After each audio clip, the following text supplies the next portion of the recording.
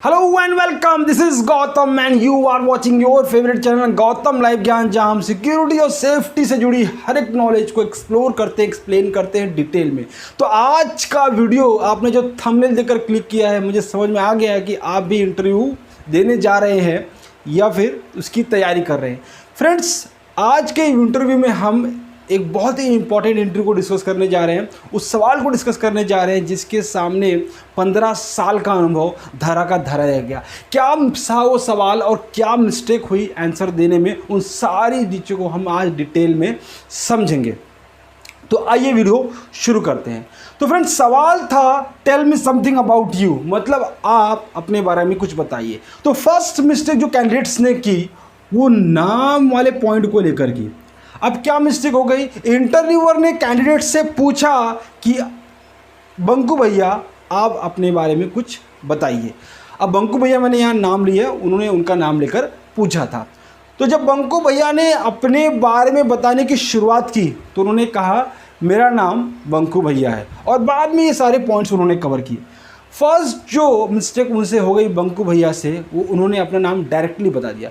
Friends, interviewer ने आपका नाम लेकर आपको पुकारा है, इसका मतलब आपके रेज्यूमे में तो क्लियर लिखा हुआ है, और उसने आपका नाम लेकर पुकारा है तो उसको मतलब आपका नाम क्लियरली पता है।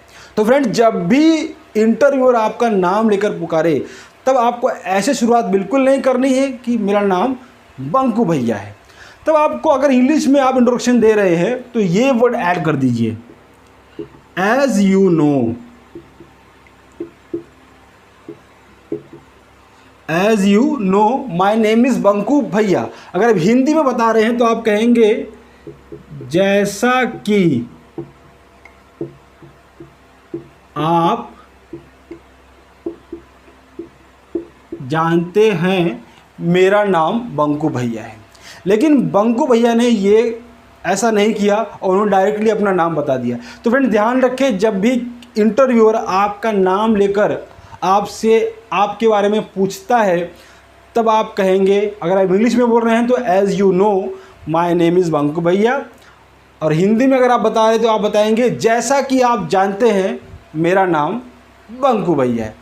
दूसरा जो मिस्टेक था फ्रेंड्स, वो था एज और एड्रेस को लेकर। ये पॉइंट्स इस लेवल पर सिक्योरिटी ऑफिसर लेवल इंटरव्यू में कोई एक्सपेक्ट नहीं कर सकता। एक बात बताइए, आपका एज आपके रेज्यूमे में लिखा हुआ है, आपके सीवी में लिखा हुआ है, आपका एड्रेस भी वहाँ क्लियरली लिखा है। तो एक इंटरव्यूअर में को इसमें क्या इंटरेस्ट आएगा, वो क्यों आपका एज और आपका एड्रेस जानना चाहिए?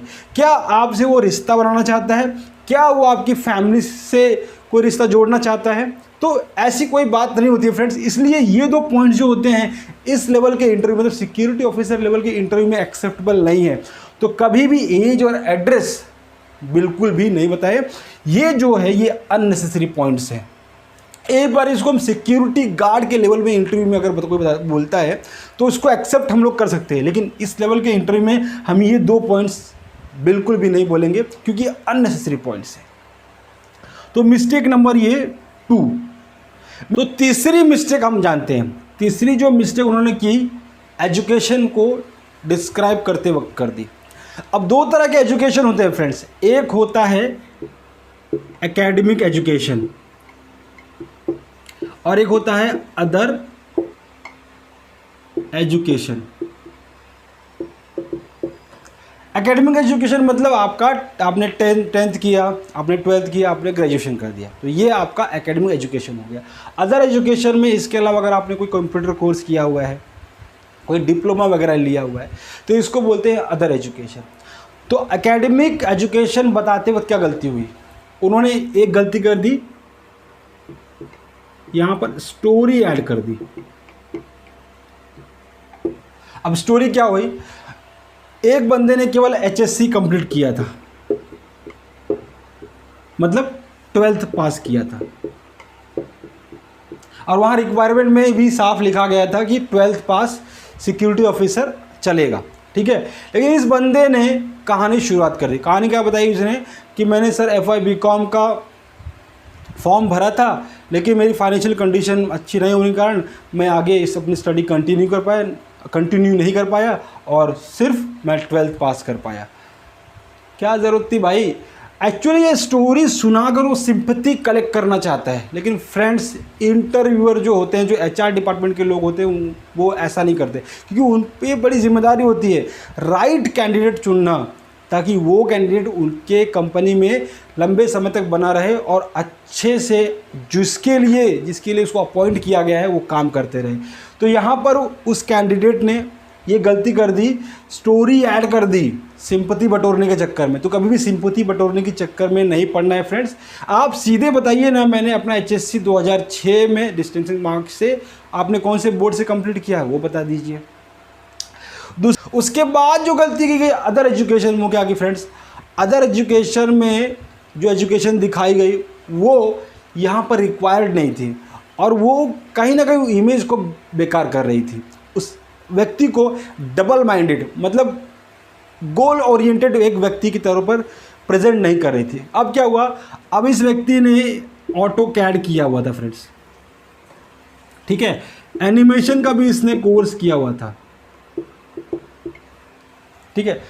तो अदर एजुकेशन में उसने ऑटोकैड और एनिमेशन का 2 कोर्स किया हुआ था, वहाँ पे उसने दिखा दिया। अब ये व्यक्ति आया हुआ है सिक्योरिटी ऑफिसर के इंटरव्यू के लिए, इसने ऑटोकैड और एनिमेशन दिखा। ऑटोकैड मतलब एक सॉफ्टवेयर है जो आपके घर की डिजाइनिंग वगैरह में काम में आता है, जो आर्किटेक्ट इस्तेमाल करते हैं। और एनिमेशन तो आप जो कार्टून वगैरह देखते हैं, जो मूवमेंट वगैरह होता है, वो एक कोर्स आता है एनिमेशन का। तो इस व्यक्ति ने ऑटोकैड और एनिमेशन जैसे कोर्स वगैरह किए हुए थे और ये सिक्योरिटी ऑफिसर की इंटरव्यू के लिए आया था।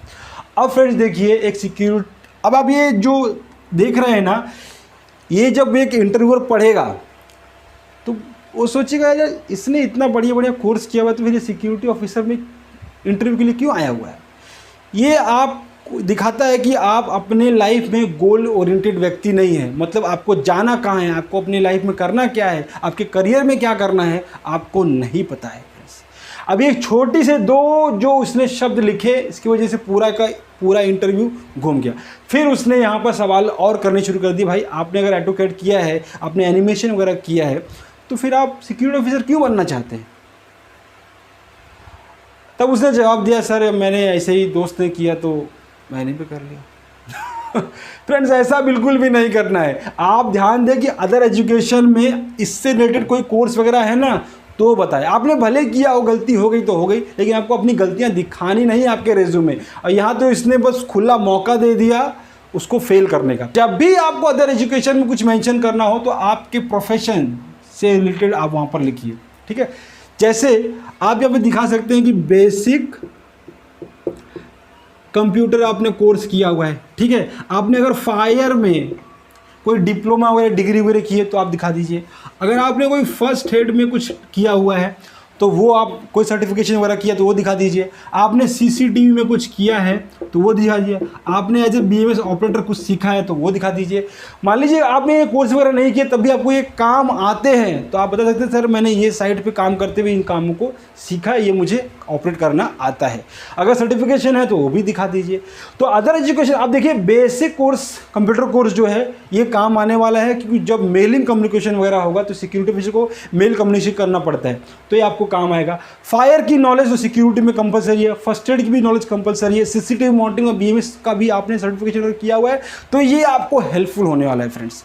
तो ये कोर्स अगर आप यहाँ पर दिखाते हैं अदर एजुकेशन में तो आपके सिलेक्शन के चांस बढ़ जाते हैं। लेकिन आप अपने प्रोफेशन से कुछ अलग दिखा देते हैं तो ये दिखाता है कि आप एक गोल ओरिएंटेड व्यक्ति नहीं हैं, आपको नहीं पता कि आपको लाइफ में करना क्या है। तो ऐसे व्यक्ति को एचआर सेलेक्ट नहीं करेगा, ठीक है।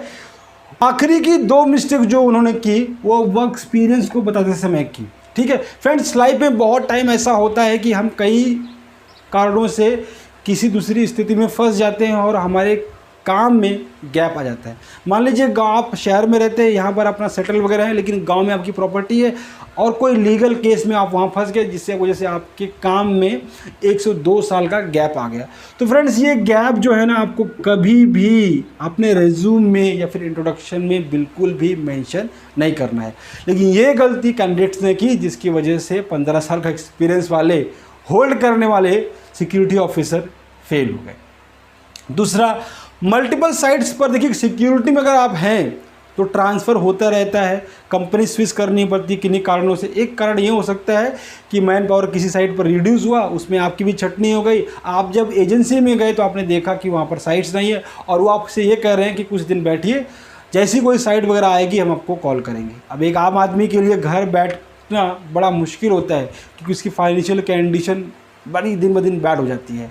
तो इस वजह से क्या करता है, एक सिक्योरिटी में जो लोग होते हैं क्या करते हैं, कंपनी चेंज कर लेते हैं। भाई तेरे पास नहीं तो मैं क्या करूँ, वेट नहीं कर सकता मैं, ठीक है, तो दूसरी कंपनी में जाते हैं। इस वजह से क्या होता है, ये चेंजेस लगातार होते रहते हैं। तो एक व्यक्ति आप देखते हैं कि 8-10 साल में 4-5 कंपनियाँ तो चेंज कर लेता है, ठीक है। तो आपने अगर ऐसे मल्टीपल साइट्स पे काम किया है तो अगर आप इंटरव्यू के लिए जा रहे हैं तो फ्रेंड्स आप ध्यान रखिएगा आपने कौन सी साइट पर कब से कब तक काम किया है, इसको ध्यान रखें, इसको याद कर ले, इसकी प्रिपरेशन कर ले, ठीक है। और दूसरी बात फ्रेंड्स, उसमें से आप जब अगर मल्टीपल साइट पे काम किया है तो उसमें से एक कंपनी को ये इंटरव्यूअर लेगा और आपका उस कंपनी में क्या जॉब डिस्क्रिप्शन था, मतलब उस कंपनी में क्या क्या काम करते थे, आपसे पूछेगा।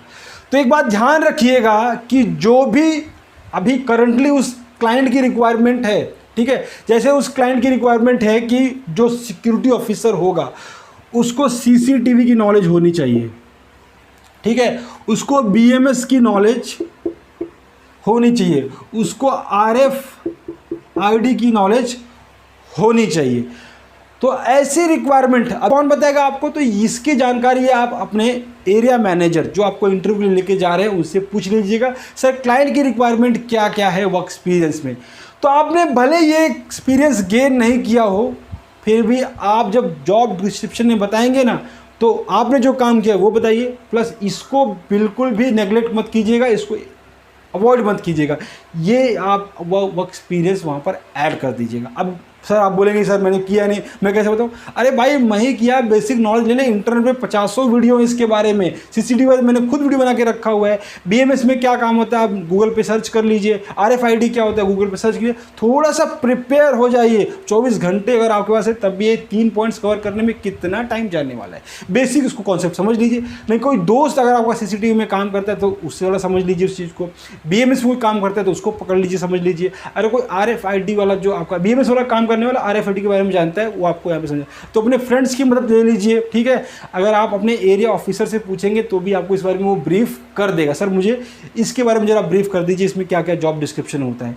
तो आप जब भी अपना जॉब डिस्क्रिप्शन मतलब वर्क एक्सपीरियंस बताएंगे तो क्लाइंट की जो रिक्वायरमेंट है वो वाले पॉइंट आप यहाँ पर रखना है। 1-2 पॉइंट जैसे आपने वहाँ प्रीवियस कंपनी में किया है उसको बताने के बाद तुरंत ये वाला जो पॉइंट है उसको घुसेड़ दीजिएगा और बता दीजिएगा, इससे आपके सिलेक्शन के चांस बढ़ जाएंगे। तो यही गलती फ्रेंड्स उन कैंडिडेट्स ने कर दी जो सिक्योरिटी ऑफिसर के इंटरव्यू के लिए आए थे और वो फिर सारे फेल हो गए। तो सबसे पहले जो मिस्टेक किया वो नाम के स्तर पर किया, अननेसेसरी पॉइंट्स ऐड कर दिए, एजुकेशन लेवल में जो रिक्वायर्ड था वो नहीं बताया, जो अननेसेसरी उन्होंने कोर्स वगैरह करके रखे थे वो बता दीजिए, वर्क एक्सपीरियंस में उन्होंने गैप कर बता दिया और उसके बाद जो क्लाइंट की रिक्वायरमेंट थी वो बताया ही नहीं।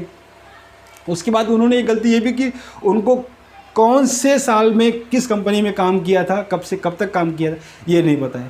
इन मिस्टेक्स की वजह से 15 साल का अनुभव होल्ड करने वाले, एक्सपीरियंस रखने वाले 7 के 7 सिक्योरिटी ऑफिसर क्लाइंट ने रिजेक्ट कर दिए। तो आप ऐसी गलती मत कीजिएगा। अच्छा फिर कैसे अपना सेल्फ इंट्रोडक्शन दे फ्रेंड्स, तो बहुत सिंपल सा फॉर्मूला मैंने उसके लिए बनाया फ्रेंड। जब भी आप अपना सेल्फ इंट्रोडक्शन दें तो आप इन 5 पॉइंट को ध्यान में रखें। सबसे है पहला फॉर्मूला है NWEF और H। N का मतलब है नेम, अब नेम कैसे बताना है मैं आपको बता चुका हूं, ठीक है। वर्क एक्सपीरियंस फिर बताएं,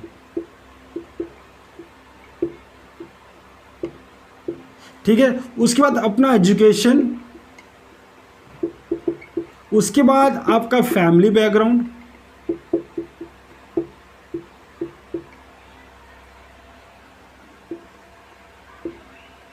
उसके बाद अपनी हॉबीज बता दें फ्रेंड्स। ये सीक्वेंस याद रखें LWEFH, इसी 5 सीक्वेंस में अपने आप को इंट्रोड्यूस कीजिए और ये जो गलतियां इन कैंडिडेट्स ने की आप मत कीजिए। तो मुझे यकीन है 101% आप आपको कोई भी डीसेलेक्ट नहीं कर पाएगा।